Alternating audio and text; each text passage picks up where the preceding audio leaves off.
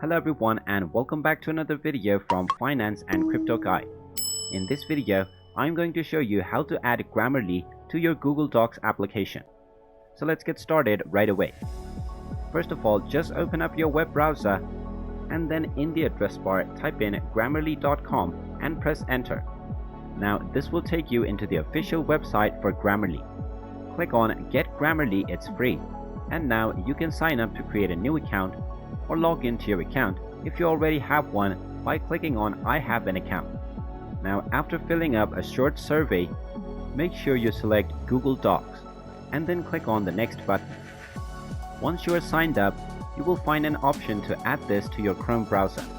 Simply click on this and you will be taken to the Chrome web store.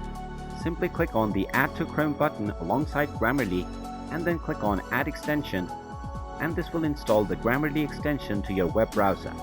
Now once the extension is installed, you will be taken into this page which tells you that Grammarly for Chrome is now active. Now once this is done, all you need to do is go to your Google Docs page. Type in docs.google.com in the address bar and now open up any document where you want to use Grammarly. After opening up the document, simply click on the Extensions tab at the top right section of your browser and now click on Grammarly. Now as soon as you activate Grammarly, you can take a quick tour or skip it by clicking on No Thanks. And now you will automatically see suggestions from the Grammarly extension. And there you have it. That is how easy it is to install Grammarly on your Google Docs.